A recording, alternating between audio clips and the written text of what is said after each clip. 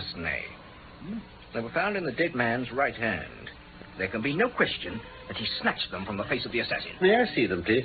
Do they tell you anything, Holmes? Inspector, you have your notebook, of course. Pray take it out and write as I dictate.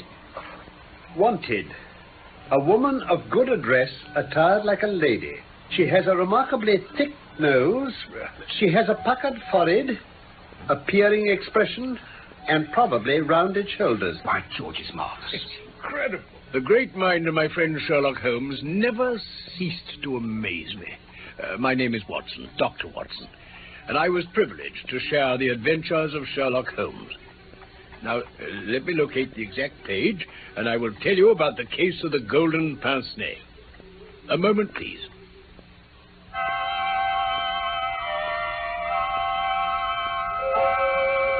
I think that of all the cases which fill 3 massive volumes containing our work for the year 1894, the case which is the most conducive to a display of those peculiar powers for which my friend Holmes was famous was that of the golden pince-nez. Well, Holmes, here's Inspector Stanley Hopkins to see you. Ah, Hopkins, come in, my dear sir. Evening, Mr. Holmes. It must be something important that has brought you out in such a gale. It is indeed, Mr. Holmes. Did you see anything of the Yoxley case in the latest editions? I've seen nothing later than the 15th century today. Oh. Let us hear about it. Some years ago, this country house, Yoxley Old Place, was taken by an elderly man named Professor Coram. He was an invalid, keeping to his bed half the time. He has the reputation down there of being a very learned man.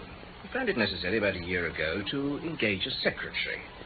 The first 2 that he tried were not successes, but the third, Mr. Willoughby Smith, was a very young man straight from university. He seems to have been just what his employer wanted. I've seen his testimonials.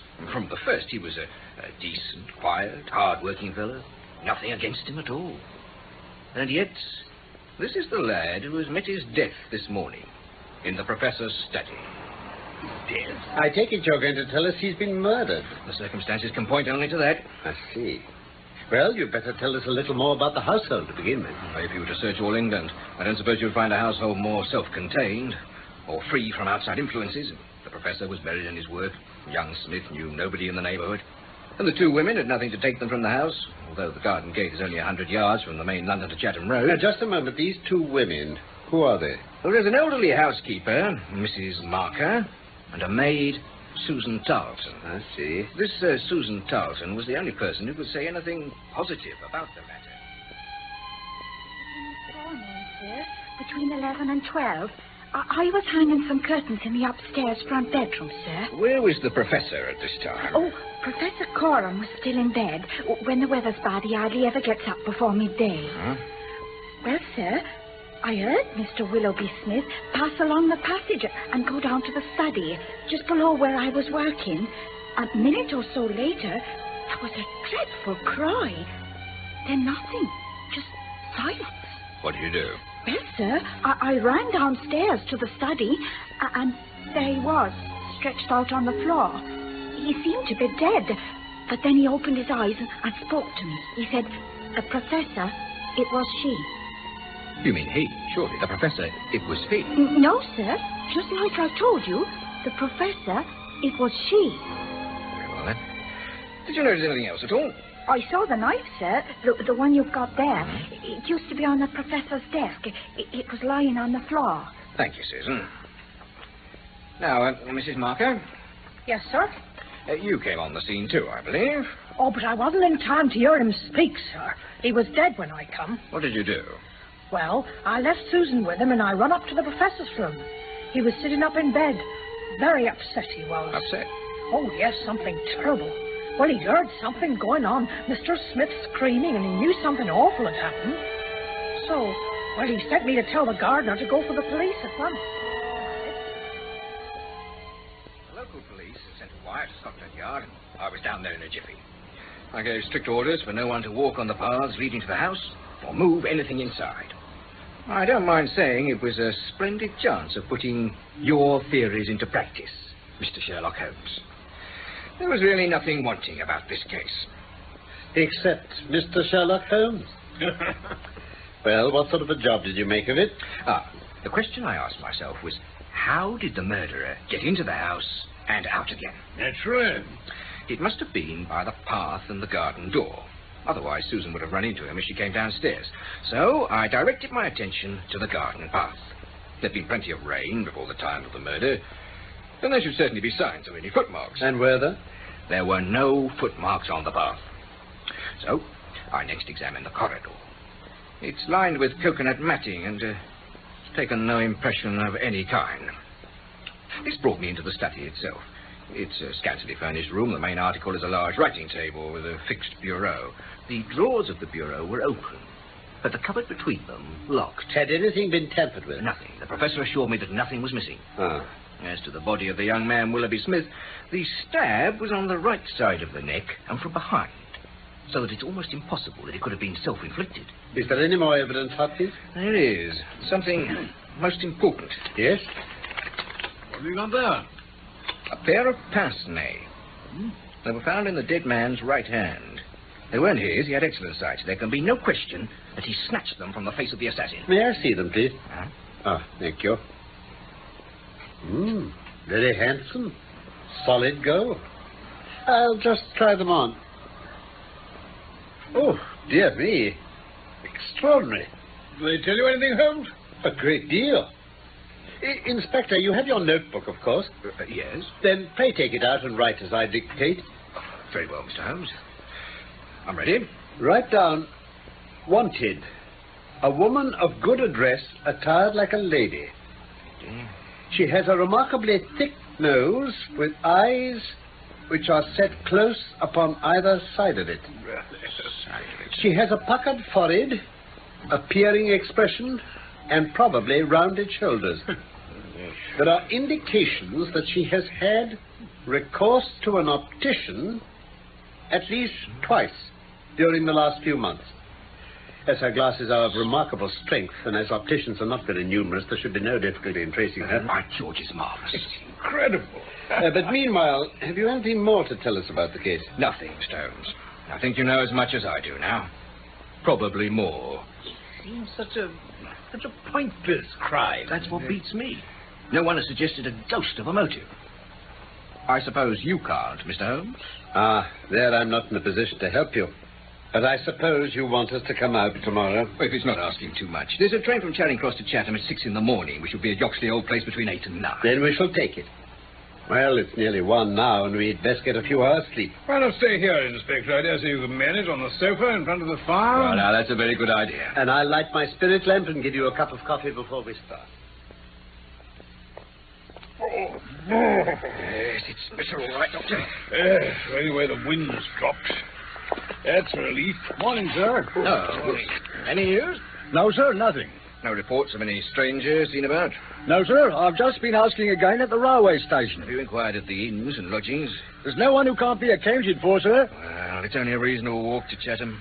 Anyone could stay there without being noticed. You're all right, carry on, Wilson. Very good, sir. But this is the garden path I spoke of, Mr. Holmes. Ah, yes, I see. Someone has passed along here. Our lady must have picked her steps carefully, since she'd have left a track on the path on one hand, or on the soft flower bed on the other. Yes, she must have been a cool customer. You say she must have come back this way as well? There's no other way. It was a very remarkable performance. Very remarkable. Well, I think we've exhausted the path. Let us now go indoors to the scene of the crime. The position is this. The garden door is usually kept open, so the lady had nothing to do but walk in. The idea of murder was not in her mind, or she'd have provided herself with a weapon instead of having to pick up the knife from this writing table here. She came along the corridor, leaving no traces upon the coconut matting. Then she found herself in this study. What does she do? She goes over to the writing table. What for?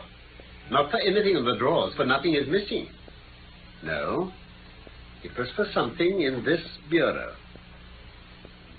Hello? What's this scratch beside the keyhole? Why didn't you tell me of this, Hopkins? Well, I noticed it, Mr. Holmes, but You always find scratches around a keyhole. Watson, Yeah? just give Mrs. Marker a shot, will you? Very well, Holmes. This scratch is recent, Hopkins. Quite recent. See how the brass shines where it's cut? Look through my lens.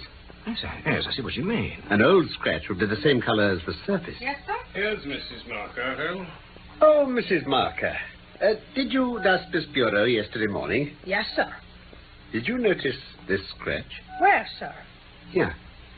Oh, no, that wasn't there yesterday. I'm sure of that. Ah. Who has the key of this bureau? The professor keeps it on his watch chain. I see. I understand that this passage connects only with the professor's room and the garden door. That's right, sir. There are no other doors off it. Oh, thank you, Mrs. Marker. That is all. Thank you, sir. Making any progress, Mr. Holmes? Certainly. This is what I see. The lady enters the room, advances to the bureau, and either opens it or tries to do so. While she is thus engaged, young Willoughby Smith comes in. In her hurry to withdraw the key, she makes this scratch upon the door. Smith seizes her, and she snatches up the nearest object, which happens to be the knife, to strike at him and make him let go his hold. The blow is a fatal one. She escapes either with or without the object for which she's come. Yes, that seems fair enough. And now it's time we made the acquaintance of the professor. Yes, certainly. Oh, so the corridor to his room is also lined with coconut matting. This is very important indeed. I don't think I understand. You don't see any bearing upon the case? Well, well, I don't insist. No doubt I'm wrong. Now come and introduce me to the professor.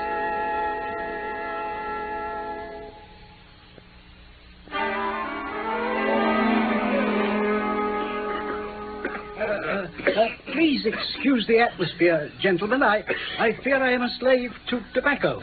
Are you a smoker, Mr. Holmes? Yes, indeed. Then, pray, take a cigarette. Oh, thank you. Dr. Watson. Thank you, no. I have them specially prepared by Ionides of Alexandria. He sends me 1,000 at a time, but I agreed to say I have to arrange for a fresh supply every fortnight. Indeed. Very bad, I admit, but an old man has few pleasures, and tobacco and my work. But now, only tobacco. Alas, what a fatal interruption to my work. May we know its subject?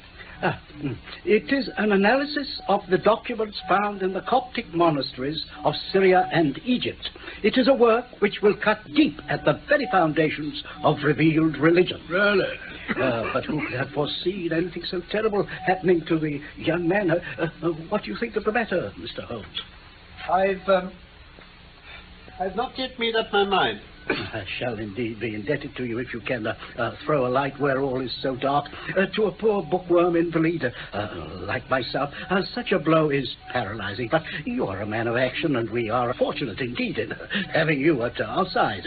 But do take another cigarette. Dear me, you are even a quicker smoker than I am myself. I am a connoisseur, and these are excellent cigarettes. Professor Coram, what do you imagine this poor fellow meant by his last words? The professor... It was she. Oh, Mr. Holmes, our maid, Susan, a simple girl. I fancy the poor fellow murmured some incoherent, delirious words, and she twisted them into this meaningless message. The eyeglasses, where did they come from, then? Inspector, we are aware that love tokens may take a strange shape. A fan, a glove, a pair of pince-nez. Tell me, Professor Coram, what is in the cupboard of the bureau in your study? There. Nothing for a thief. Family papers, diplomas from universities that have honored me. Here is the key. You may look for yourself. Oh, well, no, I hardly think it would help me. No, here is your key, Professor. Thank you. I promise you shall not be disturbed again until 2 o'clock. I shall come again then, if I may, and report anything which may have happened in the interval. Oh, by all means, my dear sir. Do take a few of these cigarettes with you, will you? May I? Oh, thank you very much, sir. Well then, Holmes, have you a clue? Yes, what are you thinking, Mr. Holmes? It depends upon those cigarettes, I suppose. Perhaps I must have mistaken. The cigarettes will show me. The cigarettes? I've never seen you smoke so much in my life. Except your pipe, of course. Yes, and I hope I shall never have to again, Watson. Here comes the good Mrs. Marker. The very person to give us a few minutes' instructive conversation. Mrs. Marker? Yes, Mr. Holmes? I've been wanting to congratulate you on the way you keep up the house. Oh, sir. No, I was just saying as much to my friend, wasn't I, Watson? Yes. Highly commendable. Oh, it's very good of you, sir, I'm sure. It must be especially difficult with the professor smoking as much as he does, you know, ash all over the place and so forth. Oh, you're quite right, sir. Does it never affect his health? His health? Oh, well, that I can't say, sir. But his appetite, surely. Such heavy smoking must kill the appetite. Well, he is variable about how much he eats, I'll say that. I should think so. This morning, for instance, I'll wager he took no breakfast, and he'll certainly face no lunch after all the cigarettes I saw him consume. Well, you're out there, sir. Oh, am I? He ate a specially big breakfast this morning. I don't know when I've known him take a better one. You don't say. And he's ordered a good dish of cutlets for his lunch. Mind you, I'm surprised, sir. After I saw Mr. Smith lying on that floor yesterday, I've hardly been able to look at food myself. You certainly surprised me, Mrs. Parker. But if you've a special luncheon to prepare, we mustn't keep you, must we? No, sir. I must be getting along now. Good day, gentlemen. Good day, Mrs. Parker. Holmes, you're working something up. I know the signs. Am I, Watson? Ah, well, at 2 o'clock we shall return to our friend the professor and see where my chain of reasoning is taking us. Very punctual indeed, gentlemen. Now, Mr. Holmes, I'm sure you're looking forward to a few more of my cigarettes. It's very kind of you, Professor Gorham. Not at all. Here, take the tin and help. I do beg your pardon. It was my own clumsiness. Look, I'll help you pick them up. No, Watson, it was my fault. I insist that... Oh, dear me. Some have even rolled as far as the bookcase in the corner. There. I think we have them. Yes, I think that's everything cleared up now. Oh, you shouldn't have troubled, Mr. Holmes. But tell me now, have you solved this mystery of ours yet? Yes, I've solved it. You solved it, Mr. Holmes? Indeed? By strolling about in the garden? No. Here? Here? When? This instant. You are joking, surely, Mr. Sherlock Holmes. Professor Coram, what your motives are, or what exact part you play in this strange business, I'm not yet able to say. In a few minutes, I shall probably hear it from your own lips. Meanwhile, I will reconstruct what is past so that you may know the information which I still require. As you wish. Yesterday, a lady entered your study with the intention of possessing herself of certain documents from your bureau. She had a key of her own. You gave me an opportunity of examining yours, and I do not find on it that slight discoloration which the scratch would have produced. You were not an accessory, therefore, and she evidently came without your knowledge to rob you. This is most interesting and instructive. But surely, having traced this lady so far, you can also say what has become of her. I will endeavor to do so. In the first place, she was seized by your secretary and stabbed him in order to escape. This catastrophe I am inclined to regard as an unhappy accident. Horrified by what she had done, she rushed wildly away from the scene. Unfortunately, she had lost her glasses in the scuffle, and as she was extremely short-sighted, she was really helpless without them. She ran down a corridor, which she imagined to be that by which she'd come. Both were lined with coconut matting, and too late realized that she had taken the wrong one. She couldn't go back, she must go on. She pushed open a door and found herself in your room. Oh, all very fine, Mr. Holmes, but there is one little flaw in a splendid theory. I was myself in my room. I am aware of that, Professor Coram. And you mean to say that I could lie in bed and not be aware that a woman had entered my room? I never said so. You were aware of it. You recognized her. You aided her to escape. You are mad. I helped her to escape. But then, where is she now? She is there, behind that bookcase in the corner.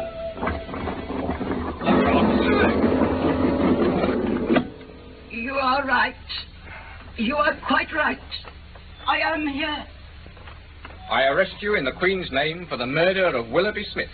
And I warn you that anything... Yes, sir, I am your prisoner. I could hear everything, and I know that you have learned the truth. It was I who killed that young man. Then you realize... But you are right, you, sir, who say that it was an accident. I did not even know that I held a knife in my hand. In my despair, I snatched the nearest thing from the table and struck at him to make him let me go. I am sure that is the truth. Yes, you'd better sit down a moment, Holmes. She looks ill. Oh, thank you. I have only a little time here, and I must tell you the whole truth. Yeah, now, you take this chair. Thank you. Yeah, that's better. I am this man's wife. He is not an Englishman. He is a Russian. I will not tell you his name. The Lord bless you, Anna. I wonder why you cling so hard to that wretched life of yours, Sergei. It has brought no good to anyone, least of all yourself. Pray let us hear what you have to say, madam. I was a foolish girl when I married this old man in Russia. We were reformers, revolutionaries. Then came a time of trouble. A police officer was killed, and in order to save his own life and earn a great reward, my husband betrayed his companions and me with them. Among our comrades, there was one, Alexei, who was noble, unselfish, loving, everything my husband was not. He hated violence. He was forever writing to dissuade me from it. My husband found the letters which would have saved that man and me from Siberia. He hid them, so we were convicted. I was released not long ago, but Alexei is still a convict in the salt mine. Think of that, you old villain. And I could have killed you in this room, but I spared you. You were always a noble woman. I came to this country with the object of getting those letters which would set Alexei free. I knew you would never give them to me, Sergei. So I engaged a private detective who came here as a secretary. He found where the papers were kept and got an impression of the key. Then he would go no further and left here. I took my courage in both hands and came to get the papers for myself. I succeeded, but at what a cost. The dying man's words were, "The professor, it was she." Do I understand, then, that Smith knew who you were? By a chance, I had met him near the gate that morning and asked him where Professor Coram lived. Exactly. In his last breath, Smith tried to send a message to the professor, but it was the she whom he had just discussed with him. You must let me finish quickly. After I had killed the young man, I ran blindly into this room. My husband spoke of giving me up. I threatened that if he did, I should give him away to our party as a traitor. For that reason, and for no other, he let me hide in that recess behind the bookcase where anyone approached. He was able to give me part of his own meals. It was agreed that when the police left the house, I should slip away by night and come back no more. Gentlemen, here are the letters which will save Alexei. I confide them to your honest gentlemen and to your love of justice. Before leaving my hiding place, I have taken poison. No, it's too late. Too late.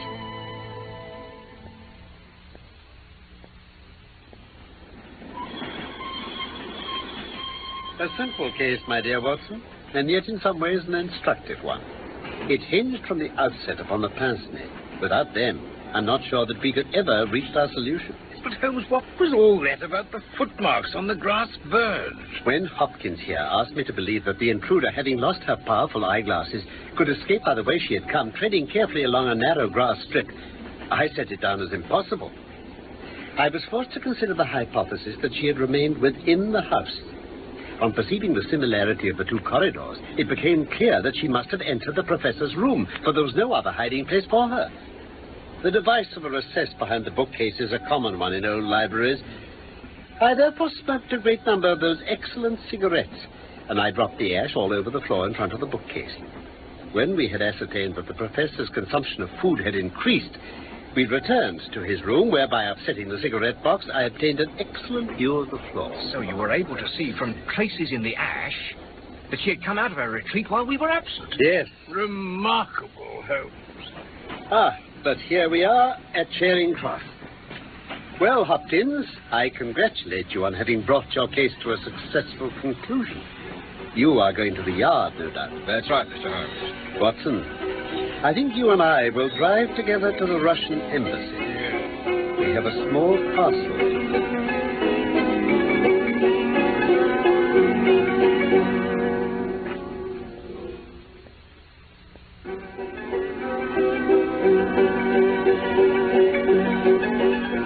Case of the Golden Pince was one of the Sherlock Holmes stories by Sir Arthur Conan Doyle.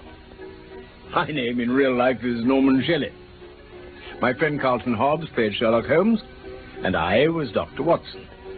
And our script for this BBC production from London was by Michael Howley. You don't seem to see so many pince about these days. You know, eyeglasses that clip on your nose. But I hope we will be seeing each other about again soon for more of the Adventures of Sherlock Holmes.